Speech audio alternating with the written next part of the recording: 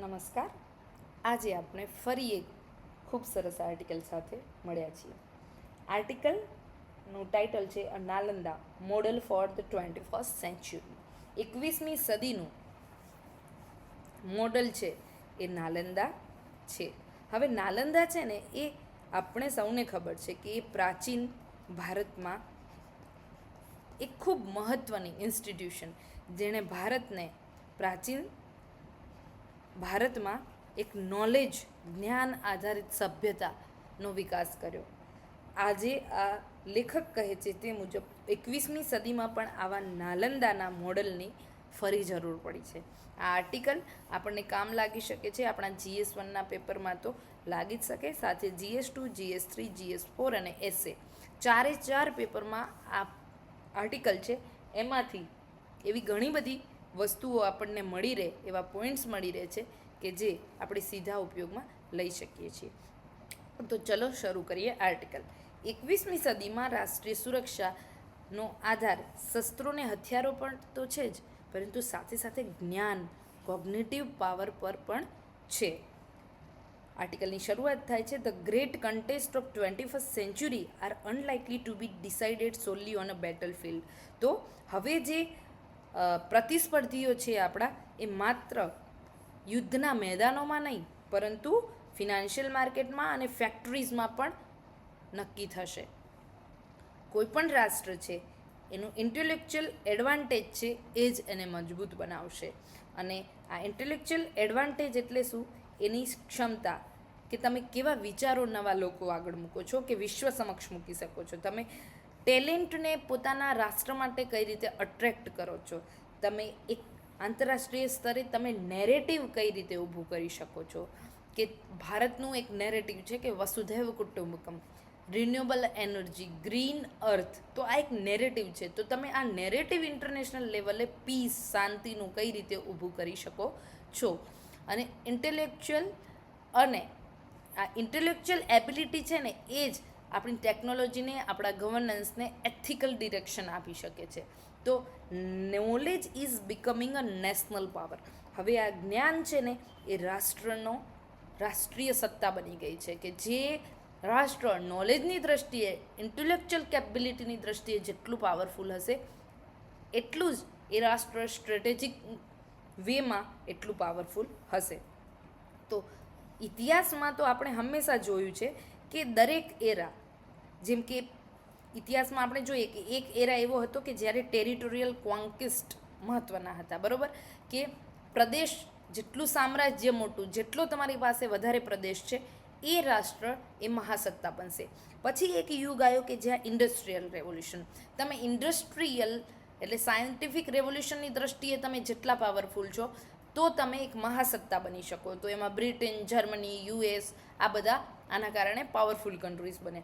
પછી એક યુગ આવ્યો ઇન્ફોર્મેશન રેવોલ્યુશન, કે તમે કોમ્યુનિકેશનની દ્રષ્ટિએ કેટલા પાવરફુલ છો, તમે કોમ્પ્યુટિંગમાં કેટલા માસ્ટર છો, તમારી પાસે ડિજિટલ સિસ્ટમ કેટલી મજબૂત છે. તો આના આધારે તમે મહાસત્તા બનશો. તો world is now entering the age of cognitive power. વિશ્વ હવે કોગ્નેટિવ પાવરના યુગમાં પ્રવેશી ચૂક્યું છે. એટલે કોગ્નેટિવ પાવર એટલે તમારી બૌદ્ધિક ક્ષમતાનો યુગ. તો AI તો છે જ, અત્યારે તો આપણે કૃત્રિમ બુદ્ધિમત્તાનો યુગ પણ ચાલ્યો છે. પરંતુ cognitive power is beyond then AI. એ તો AIથી પણ ઉપર જઈને ઘણું વ્યાપક છે. તો કોગ્નેટિવ પાવરમાં શું શું આવે? તો આ વસ્તુ છે મેન્સની દ્રષ્ટિએ તમને આ એકદમ પર્ટિક્યુલર ખબર પડવી જોઈએ કે કોગ્નેટિવ પાવર એટલે સાયન્ટિફિક રિસર્ચની ક્ષમતા. તમારી પાસે ક્લાઇમેટ એવું છે કે જ્યાં નોલેજ, જ્યાં જ્ઞાન છે એ પાંગરી શકે. ડિઝાસ્ટર મેનેજમેન્ટમાં તમે કેટલાક સક્ષમ છો, બાયોટેકનોલોજીમાં તમે કેટલા એડવાન્સ છો, સાયબર કેપેબિલિટીઝ તમારી પાસે કેવી છે, સ્ટ્રેટેજિક કોમ્યુનિકેશનની લિંક તમારી પાસે કેવી છે, કોન્ફ્લિક્ટ સ્ટડીઝ કરીને તમે શું શીખો છો, ડિપ્લોમસી તમારી પાસે તમારી ડિપ્લોમસી એ કેવી છે, કેટલી ઇન્ક્લુઝિવ છે અને કેટલી સ્ટ્રેટેજિક છે ડિપ્લોમસી. સાથે ઇન્ટરનેશનલ નોર્મ્સને શેપ કરવામાં, એને આકાર આપવામાં, આંતરરાષ્ટ્રીય ધોરણોને આકાર આપવામાં તમે કેટલા સક્ષમ છો. તો આ બધું છે કોગ્નિટિવ પાવર. અને જે વર્તમાન સમય છે એ આ જ કારણે તો અલગ છે. અત્યારે સ્ટ્રેટેજિક વેલ્યુ છે એ માત્ર તમારી પાસે સંપત્તિ કેટલી છે એના આધારે નહીં, પરંતુ તમે નોલેજ, રિસર્ચ અને ઇન્ટેલેક્ચ્યુઅલ કેપિટલમાં કેવા છો આ બાબત નક્કી કરે છે સ્ટ્રેટેજિક વેલ્યુ કોઈ પણ રાષ્ટ્રની. તો યુએસ છે ને એ આ બાબતને બહુ પહેલાં સમજી ગયેલું કે અત્યારે આપણે જોઈએ છે તો યુએસમાં બહુ મોટી મોટી યુનિવર્સિટી આવેલી છે, જેમ કે MIT છે, સ્ટેનફોર્ડ છે, હાર્વર્ડ છે. તો આ બધી જ યુનિવર્સિટી છે એ માત્ર યુનિવર્સિટી ઇન્ફ્રાસ્ટ્રક્ચરની દ્રષ્ટિએ પાવરફુલ હોવાથી નથી કે એની ફીઝ એટલી બધી વધારે છે, ત્યાં લોકો બહુ સારા જાય છે એટલે આટલી મહાન યુનિવર્સિટી છે, ના એવું નથી. પરંતુ ત્યાં academia, industry, government funding, military research, single innovation ecosystem હોય કે તમે એક જગ્યાએ એવી આખી ઇકોસિસ્ટમ બનાવેલી છે ઇનોવેશનની કે તમને જે પણ જોઈએ બધું જ ત્યાં સિંગલ પોઈન્ટ ઉપર મળી રહે છે. તો આવી જે આખી ઇકોસિસ્ટમ બનાવી એના કારણે યુએસ આટલું પાવરફુલ છે. અને એટલે જ ત્યાંની MIT, ત્યાંની સ્ટેનફોર્ડ, ત્યાંની હાર્વર્ડ, આ બધી યુનિવર્સિટીને યુએસની સ્ટ્રેટેજિક એસેટ કહેવામાં આવે છે.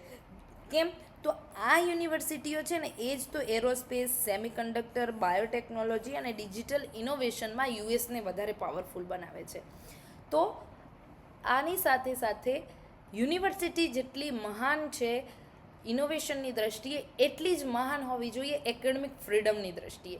જો તમને ત્યાં એકેડમિક ફ્રીડમ નથી તો રિસર્ચ અને ઇનોવેશન અગેન જે ઉપરથી ટોપ ટુ બોટમ જે અપ્રોચ છે એ પ્રમાણે જ થશે. વ્યક્તિ પોતાની દ્રષ્ટિએ જે રિસર્ચ ઇનોવેશનની એની ક્ષમતા છે એ નહીં કેળવી શકે. માટે એક એક્સપેરિમેન્ટેશનનું ઇકોસિસ્ટમ છે એ એન્કરેજ, ત્યાં પ્રોત્સાહન એને મળવું જોઈએ, જેમ કે યુએસમાં અત્યારે મળી રહ્યું છે. સાથે ડિસેન્ટ અને ડિબેટની એક સંસ્કૃતિ ત્યાં હોવી જોઈએ. ઇનોવેશન છે ને એ ત્યાં ક્યારે ફ્લરિશ ના થાય, ત્યાં ક્યારે ઇનોવેશન છે એ એટલું પાવરફુલ નહીં બને કે જ્યાં ક્લાઇમેટ ઓફ ઇન્ટિમિડેશનની ભૂમિકા એ રાષ્ટ્રમાં હશે. જ્યાં ડરનું વાતાવરણ હશે ત્યાં કોઈ ઘર, હવે પરિવાર લઈ લો, જે પરિવારમાં એના બાળકને વધારે ડરાવી ધમકાવીને રાખવામાં આવતું હોય તો એ બાળક ભીરું જ બનશે. એની પાસે એક કેપેબિલિટી આવશે જ નહીં નવું વિચારવાની, એ રૂઢિગત જ બનશે. તો આ વસ્તુ સેમ રાષ્ટ્ર સાથે જાય. તો આ વસ્તુ છે કે હવે આપણે નાલંદા જેવી યુનિવર્સિટી છે એ વધારે યુનિવર્સલી રિલેવન્સ બનવા લાગી છે. ઇન્ડિયામાં ઇન્ફોર્મેશન રેવોલ્યુશન થયું, આપણે સોફ્ટવેર ટેકનોલોજીમાં બહુ પાવરફુલ થયા, પરંતુ આપણું ફાઉન્ડેશનલ રિસર્ચ છે એ નબળું રહ્યું હંમેશા. આપણા માટે હવે નેક્સ્ટ લીપ તો એ જ છે કે આપણે ટેકનોલોજીની દ્રષ્ટિએ તો પાવરફુલ થવાનું જ છે, અને સાથે નોલેજ સિવિલાઇઝેશન તરીકે પણ ફરી મજબૂત બનવાનું છે. નેશન, રાષ્ટ્ર છે એ કોડિંગ અને ઓટોમેશનમાં ગમે તેટલું ઇન્વેસ્ટમેન્ટ કરે, પરંતુ જો ત્યાં મૂલ્યો નહીં હોય, ત્યાં એથિક્સ નહીં હોય, તો પછી આ ઓટોમેશન ને કોડિંગના કારણે એફિશિયન્સી આવી જશે, પરંતુ ઇન્ટેલેક્ચ્યુઅલ ડેપ્થ નહીં હોય ત્યાં. અને હિસ્ટ્રી હંમેશા આપણને એવું રિમાઇન્ડ કરાવે છે કે ટેકનોલોજીકલ બ્રેક થ્રુ જે પણ થયા છે, જે પણ નવી શોધો ટેકનોલોજીના દ્રષ્ટિએ થઈ છે, એનું રિયલ સિગ્નિફિકન્સ ત્યારે જ છે કે જ્યારે એની પાછળ કોઈ મૂળભૂત વિચાર રહેલો હોય, કોઈ પર્પઝ રહેલો હોય, કોઈ ડોક્ટ્રીન, કોઈ સિદ્ધાંત રહેલો હોય. તો જે નોલેજ પાવર છે, જે જ્ઞાનની શક્તિ છે, એ રાષ્ટ્રને વધારે મજબૂત બનાવે છે સિક્યુરિટીની દ્રષ્ટિએ. જે પણ રાષ્ટ્ર આવનારા સંકટોને પહેલેથી જાણી જાય, આંતરરાષ્ટ્રીય સ્તરે કોઈ નેરેટિવ શેપ કરવાની ક્ષમતા ધરાવે, પોતાના પગ પર એ આત્મનિર્ભર હોય, એની પાસે છે હવે શું? Geopolitical advantage. જે ભૂ રાજનીતિક મજબૂતી છે એ કેવા રાષ્ટ્ર પાસે છે? તો આવા રાષ્ટ્ર પાસે છે. ભારત છે એને એક પહેલ શરૂ કરી છે, CDRI, યાની coalition for disaster resilience and infrastructure. તો આ બહુ આવકારદાયક પગલું છે, બિકોઝ આમાં સાઉથ ઇસ્ટ એશિયાના રાષ્ટ્રો છે એ સાથે મળીને ડિઝાસ્ટર સામે કઈ રીતે મજબૂત થવું, બરાબર, અને કઈ રીતે પરસ્પર મદદ કરવી, ઇન્ફ્રાસ્ટ્રક્ચરની દ્રષ્ટિએ, નોલેજની દ્રષ્ટિએ, રિસર્ચની દ્રષ્ટિએ. તો આવા પગલાં જે રાષ્ટ્ર વ્યાપક સ્તરે લઈ શકે એ છે કોગ્નિટિવલી પાવરફુલ કન્ટ્રીઝ. તો ફ્યુચરમાં જ્યારે પણ સંઘર્ષો વધશે ત્યારે જરૂર પડશે સ્ટ્રેટેજિક થિંકરની, ડિપ્લોમેટ્સની અને એઝ મચ એઝ ટેકનોલોજીસ્ટની. આ લોકો જે બિંદુએ એક થશે ત્યાં શરૂઆત થશે કોગ્નિટિવ પાવર, અને એ પણ કેવો રિયલ સિગ્નિફિકન્ટ પાવર. હવે ભારત છે એ હંમેશા નોલેજ ઇકોસિસ્ટમની દ્રષ્ટિએ વિશ્વ સ્તરે પોતાની એક પ્રાચીન સમયમાં એક બહુ મોટી નામના ધરાવતું હતું. અને ઇકોનોમિક મોડર્નાઇઝેશન પણ જે થાય છે એ માત્ર ઇન્ફ્રા પર કે ઇન્ડસ્ટ્રીયલ એક્સપાન્શન પર આધારિત નથી હોતું, પરંતુ એમાં પણ એક કમ્પિટિટિવનેસ હોય છે, એક અટ્રેક્ટિવનેસ હોય છે. અને આ અટ્રેક્ટિવ ડેસ્ટિનેશન કોઈ પણ રાષ્ટ્ર ઇકોનોમીની દ્રષ્ટિએ ક્યારે બને? જ્યારે ત્યાં રિસર્ચ, ઇનોવેશન અને હાયર એજ્યુકેશન છે એ મજબૂત હોય. તો આ સંદર્ભમાં નાલંદા બિહારમાં જે પ્રાચીન સમયમાં યુનિવર્સિટી હતી આપણી, એ ફરી પોતાનું રિલેવન્સ છે એ મજબૂત બનાવી રહી છે. બિકોઝ એ ઇન્ટેલેક્ચ્યુઅલ નેટવર્કને અટ્રેક્ટ કરતું હતું. અક્રોસ ધ એશિયા એ વખતે લોકો નાલંદામાં આવતા જસ્ટ બિકોઝ ઇન્ટેલેક્ચ્યુઅલ કેપિટલ જે છે એ અક્વાયર કરવા માટે, બરાબર, એને પ્રાપ્ત કરવા માટે. અને આ વસ્તુ શું છે? તો પ્લુરલિઝમ છે, કે આ રીતે એક સંસ્કૃતિ, સભ્યતા, રિસર્ચ, ઇનોવેશન એકબીજાની સાથે ચર્ચા ત્યાં થતી અને લોકો એકબીજા પાસેથી શીખતા, અને ઇન્ટરડિસિપ્લિનરી લર્નિંગ હતું એ વખતે. અત્યારે આપણે ન્યૂ એજ્યુકેશન પોલિસી જે આપણી છે 2020, એની અંદર આ કન્સેપ્ટ લઈ આવ્યા છીએ કે ઇન્ટરડિસિપ્લિનરી લર્નિંગ, યાની કોઈ પણ સબ્જેક્ટને સોલો નહીં ભણવાનો, પરંતુ સપોઝ કે મેથ્સ છે તો મેથ્સ ફિલોસોફી સાથે કઈ રીતે સંકળાયેલું છે, મેથ્સ સાયકોલોજી સાથે કઈ રીતે સંકળાયેલું છે, મેથ્સ જ્યોગ્રાફી સાથે, મેથ્સ છે એ ફિઝિક્સ સાથે કઈ રીતે સંકળાયેલું છે. તો આ બધું આખું ઇન્ટરડિસિપ્લિનરી, કોઈ પણ સબ્જેક્ટને સિલોઇઝમમાં નહીં ભણવાનો, પરંતુ એને ઇન્ટિગ્રેટેડ વેમાં ભણવાનો. તો આ વસ્તુ નાલંદામાં ઓલરેડી હતી. અને બીજું હતું ઓપનનેસ ટુ આઈડિયાઝ. આપણા વિચારો છે એને અભિવ્યક્ત કરવાની આઝાદી ત્યારે હતી. અને એટલા માટે જ નાલંદા છે એ સ્ટ્રેટેજિક એકેડમિક ઇન્સ્ટિટ્યુશન હતી, બરાબર. તો વાત અહીંયા એ જ છે કે આ રીતની ક્વોલિટી આપણે ફરી લઈ આવવી પડશે, જેથી આપણે ટેકનોલોજીકલ એડવાન્સમેન્ટમાં એથિકલ રિફ્લેક્શન સાથે આગળ વધી શકીએ. અને મોડર્ન નાલંદા છે એને આપણે એશિયન કોઓપરેશન, એની જે સંસ્કૃતિ છે, એની સસ્ટેનેબિલિટી છે અને ગ્લોબલ ગવર્નન્સમાં આપણે ફરી આવી નાલંદાનો કન્સેપ્ટ છે એ લઈ આવવો પડશે. The strategic reality of 21st century is becoming increasingly clear. હવે વધારે ને વધારે આપણે સ્પષ્ટ થતા જઈએ છીએ કે 21મી સદીમાં કઈ વાસ્તવિકતા, સ્ટ્રેટેજિક વાસ્તવિકતા છે, એના માટે શું જરૂરી છે. તો યસ, મિલિટરી સ્ટ્રેન્થ તો જરૂરી છે જ, બરાબર, સૈન્ય શક્તિ તો જરૂરી છે, પરંતુ મિલિટરી કેપેબિલિટી છે ને એ ડિપેન્ડ ક્યાં હશે? રિસર્ચ ઇકોસિસ્ટમમાં, ઇનોવેશન કલ્ચરમાં અને ઇન્ટેલેક્ચ્યુઅલ કેપિટલ પર એનો આધાર છે. જે રાષ્ટ્ર પાસે આ વસ્તુઓ મજબૂત હશે એની મિલિટરી કેપેબિલિટીઝ પણ એટલી મજબૂત હશે. તો હવે કોઈ પણ રાષ્ટ્રએ નવા આઈડિયાઝ જનરેટ કરવા પડશે, અને ટેકનોલોજીના ક્ષેત્રે તો ખરું જ, પણ સ્ટ્રેટેજિક નેરેટિવના ક્ષેત્રે, પોલિસી ફ્રેમવર્કના ક્ષેત્રે પણ મજબૂત બનવું પડશે. અને જે આવનારો યુગ છે, કે આ ઉભરતો યુગ છે, એ છે કોગ્નેટિવ પાવરનો. અને ભારતને આ કોગ્નેટિવ પાવર અત્યારે એક તક આપી રહ્યું છે કે ફરી પોતાની જે સિવિલાઇઝેશન છે નાલંદા જેવી, એને ફરી પુનર્જીવિત કરે. અને આવી સંસ્થાઓ એ નોલેજ સિસ્ટમનો ભાગ બને, અને આપણે વિશ્વમાં ગ્લોબલ સ્તરે જે સપ્લાય ચેઇન, માત્ર વસ્તુઓની નહીં પરંતુ એક નોલેજની સપ્લાય ચેઇનમાં પણ ભારત પોતાની ભૂમિકા નિભાવે અને સ્ટ્રેટેજિક કન્ટ્રી તરીકે ઉભરી આવે. તો આ આર્ટિકલ હતો કે a Nalanda model for 21st century. હવે આની સાથે એક બીજો આર્ટિકલ સાઈડમાં જ છે કે global south is becoming another India China arena. હવે આમાં વાત એ જ થાય છે કે હમણાં જે 16મી બ્રિક્સ NSAની મિટિંગ હતી નવી દિલ્હીમાં, ત્યાં રાષ્ટ્રના નેશનલ સિક્યુરિટી એડવાઇઝર છે દરેક રાષ્ટ્રના મળ્યા.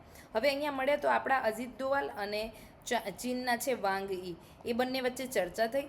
અને દિલ્હીએ ત્યાં આઉટસ્પોકનલી કહી દીધું કે જ્યાં સુધી ગલવાન છે એ નોર્મલાઇઝ નહીં થાય ત્યાં સુધી ભારત અને ચીન વચ્ચેના સંબંધો સુમેળભર્યા થવા અઘરા છે.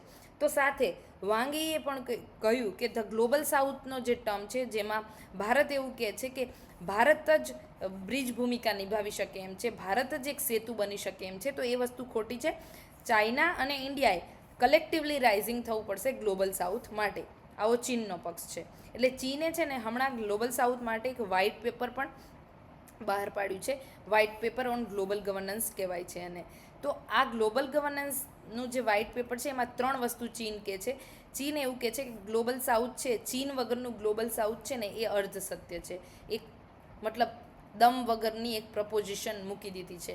બીજી વસ્તુ કે જો ચીનના જે મોડલ છે એ અપનાવો, એ બધા વિન વિન છે અને હાર્મોનિયસ છે, બરાબર. ત્રીજું ચીન શું કહે છે કે દિલ્હી જે એવું પ્રિફર કરી રહ્યું છે કે પોતે જ સેતુની ભૂમિકા નિભાવશે ગ્લોબલ નોર્થ અને ગ્લોબલ સાઉથ વચ્ચે, તો એ અર્ધ સત્ય છે, બરાબર. આમ આવું સાચું છે નહીં. સાચું તો એ જ છે કે ચાઇના જ સિનર્જી બનશે નોર્થ સાઉથ કોઓપરેશન વચ્ચે. તો ચાઇના ભારતને અત્યારે આ રીતે જોઈ રહ્યું છે, બરાબર, કે voice of global south summit થઈ તો એમાં પણ ભારતે ચીનને ઇન્વાઇટ નહોતું કર્યું. તો આ પ્રકારની જે ભારતના પગલાં છે એ ચીનને વધારે શું કરે છે, વણસાવે છે. સામે ચીન એમ કહે છે કે શ્રીલંકામાં પણ જે ચીનનું જે ડોકિંગ કેપેબિલિટી હતી, વેસિંગ કેપેબિલિટી હતી, અમારું શિપ ઇન્ફ્રાસ્ટ્રક્ચર હતું, એને બેન કરાવી દીધું ભારતે શ્રીલંકાને ચીન વિરુદ્ધ ભડકાવીને. અગેન ચાઇનાએ શું કર્યું તો શ્રીલંકાને બ્રિક્સ અને એસસીઓમાં સ્થાન આપ્યું. સાથે સાથે પાકિસ્તાન છે એની સાથે સીપેક કર્યો. તો આ બધું કર્યું તો ખરું, પણ અત્યારે ચીનનું આ જે પાકિસ્તાન સાથેનું સીપેક છે એ ફિસ્કલ સ્ટ્રેસમાં છે, મતલબ એ અત્યારે ફંક્શન ટોટાલિટીમાં નથી કરી રહ્યું. તો ભારતે હવે એ શીખવાનું છે કે આપણે બેઇજિંગના જે આ ભાષણો છે કે વિશ્વ સમક્ષ ભારતનું જે નેરેટિવ બનાવી રહ્યું છે કે ભારત ચીન વગર આમ કરી રહ્યું છે ને એ ભારતના બધા પગલાઓ છે એ ચીન વગર અધૂરા છે, તો એના વર્ડ ટુ વર્ડમાં ફસાયા વગર આપણે આપણો એક ગ્લોબલ સાઉથ માટે ભારત કેમ મહત્ત્વનું છે એ જે એમ્પિરિકલ રેકોર્ડ છે એ હવે બતાવવાનો સમય આવી ગયો છે. તો યસ, આ આર્ટિકલ હતું કે જનરલી આપણને ખબર પડે કે અત્યારે ચીન છે એ ભારત વિશે શું વિચારી રહ્યું છે, ગ્લોબલ સાઉથમાં ચીન પોતાનું પ્રભુત્વ વધારવા માટે શું કરી રહ્યું છે, બરાબર. સાથે અહીંયા એક આર્ટિકલ છે એ પણ આપણે એ દ્રષ્ટિએ સમજવો જોઈએ કે હવે એઆઈ છે એ એક્ઝિબિયરન્સ રીતે અત્યારે ખૂબ જ વ્યાપક પ્રમાણમાં એઆઈ રિલેટેડ જે કંપનીઓ છે એ શેર માર્કેટમાં આવી રહી છે, લોકો એમાં રોકાણ કરી રહ્યા છે, પણ એ કદાચ ચિંતા પ્રેરે એવું છે. તો એ ચિંતા પ્રેરે એવું એટલા માટે છે કે અત્યારે આખા વર્લ્ડમાં એક બબલ તૈયાર થઈ ગયું છે એઆઈ સાયકલને લઈને. ટ્યુઝડે એશિયન માર્કેટ છે એ કદાચ સાઉથ કોરિયા લેડ છે અને એ 10% સુધી ઘટી ગયું શેર માર્કેટ. જાપાનનું નિક્કી છે તો એ પણ 3.5% ઘટી ગયું. નાસ્ડેક છે યુએસનું એ પણ ઘટી ગયું 4% જેટલું. તો આ જે શેર માર્કેટમાં ઘટાડો થઈ રહ્યો છે એની પાછળ ક્યાંક ને ક્યાંક એઆઈ સાયકલ જવાબદાર છે. ગોલ્ડમેન સેસ શું કહે છે કે કદાચ 2030 સુધીમાં ટેકનોલોજી અને ડેટા સેન્ટર ચલાવી રહેલી જે કંપનીઓ છે એ કદાચ $5 ટ્રિલિયનથી પણ વધારે રોકાણ કરશે. તો આ એ રોકાણ કરશે તો એ શું કરશે, જેમ આપણી આ સ્પેસએક્સ છે, બરાબર, એને જે રીતે આઈપીઓ બહાર પાડ્યો એ રીતે આઈપીઓ બહાર પાડશે. ને આવી તો કેટલી બધી કંપનીઓ છે. કોરિયામાં તમે જુઓ એસકે હાઇનિક્સ છે, સેમસંગ છે, જાપાનમાં એડવાન્સ છે, ટોક્યો ઇલેક્ટ્રોનિક્સ છે, કિયોસિયા છે, યુએસની એન્થ્રોપિક છે, ઓપન એઆઈ છે. તો આ બધી જ કંપનીઓ હવે આ સ્પર્ધામાં આગળ આવશે. પરંતુ અગેઇન અહીંયા આપણને ચેતવણી એ મળે છે કે ભૂતકાળમાં એક બબલ ક્રિએટ થયું હતું, અસેટ બબલ, જે 2000ની સાલમાં થયું હતું, જેને .com બબલ કહેવાય છે. હવે આ .com બબલ વખતે શું થયું, લોકોએ ઇન્ટરનેટ બેઝ જે કંપનીઓ હતી એમાં આંધળું રોકાણ કર્યું અને એના કારણે એક બબલ ક્રિએટ થઈ ગયું. અને બબલ ક્રિએટ થઈ ગયું ત્યારે પછી શું થાય, જે પણ કન્ટ્રીઝની સેન્ટ્રલ બેંક છે એ પણ એટલી મજબૂત નહોતી કે આ રોકાણ પાછું આપી શકે, અને કંપનીઓ પણ એટલી મજબૂત નહોતી, અને લોકોના પૈસા જે રોકેલા હતા એના ન લેવા કે ન દેવા જેવી સ્થિતિ થઈ ગઈ હતી. અત્યારે પણ યુએસમાં શું થઈ રહ્યું છે, ફુગાવો વધી રહ્યો છે, 4.2% આસપાસ ફુગાવો છે. માટે ફેડરલ રિઝર્વ બેંક છે એ હવે શું કરશે, પોતાની પોલિસી વધારે ટાઇટન કરશે, ઊંચા લઈ જશે વ્યાજના દરો, લોન મોંઘી બનશે. તો ભારત હજી તો આ એઆઈની રેસમાં એટલું બધું સામેલ નથી. અત્યારે આપણે એઆઈની રેસમાં એટલા પાવરફુલ નથી, બરાબર? માટે અને આ પાવરફુલ નથી, અને સાથે સાથે ભારતની પક્ષે બીજા પડકાર શું છે, તો અહીંયાથી કેપિટલ આઉટફ્લો થઈ રહ્યું છે. જેમ કે ગયા વર્ષે $18.9 billion capital outflow FPI foreign portfolio છે એમને અહીંયાથી પોતાના મૂડી પૈસા કાઢી અને યુએસ કે બીજા ડેવલપ્ડ કન્ટ્રીમાં જતા રહ્યા. આ વર્ષે આ કેપિટલ આઉટફ્લો $30 બિલિયનનો થયો. સાથે સાથે આપણા અહીંયા નેટ એફડીઆઈ છે એ પણ ઘટી રહ્યું છે, બરાબર? સાથે યુદ્ધના કારણે તેલના ભાવ વધી રહ્યા છે, ક્રૂડના ભાવ વધી રહ્યા છે, મોંઘવારી વધી રહી છે, રો મટીરિયલ મોંઘું થઈ રહ્યું છે, એક્સપોર્ટ છે ઇમ્પોર્ટ મોંઘો બની રહ્યો છે, આપણું ફોરેક્સ ઘટી રહ્યું છે. તો આ બધાના કારણે આપણો રૂપિયો છે એ નબળો પડી રહ્યો છે. તો ભારતે હવે પોતાની કરન્સીને સ્ટેબલાઇઝ કરવા માટે પગલાં લેવા પડશે, અને એ પગલાં એ દ્રષ્ટિએ હશે કે આપણે આપણા ભારતને ઇન્વેસ્ટમેન્ટ ડેસ્ટિનેશન તરીકે વધારે મજબૂત અને અટ્રેક્ટિવ બનાવવું પડશે. ઇઝ ઓફ ડુઈંગ બિઝનેસના જે ધોરણો છે એને વધુ વ્યાપક સ્તરે અને વધુ રેશનલ વેમાં લાગુ કરવા પડશે, જેથી આપણું ઘરેલું રોકાણ અને વિદેશી રોકાણ બંને ભારત તરફ આકર્ષિત થાય. તો આ હતો આર્ટિકલ, જેમાં ભારતે પણ શીખવાની જરૂર છે. કંપનીઓ જે રીતે આઈપીઓ બહાર પાડી રહી છે એમાં વ્યક્તિગત એકમ તરીકે તમારે પણ ચિંતા એક રેશનલ વેમાં અને ક્રિટિકલ વેમાં ત્યાં રોકાણ કરવાની જરૂર છે, જેથી .com બબલ જેવી પરિસ્થિતિ ક્રિએટ થાય તો તમે એના ભાગ ન બનો, એ સુનિશ્ચિત કરવાની જવાબદારી આપણા સૌની છે. તો આ હતા આર્ટિકલ 3 આજે આપણે જોયા, જે નાના નાના આર્ટિકલ હતા પણ બહુ સારા, અને આપણને એક્ઝામમાં કામ લાગી શકે અને રોજબરોજના જીવનમાં એક આપણામાં rational point of view create કરે એ રીતે આપણે સૌએ જાણ્યા. Thank you so much.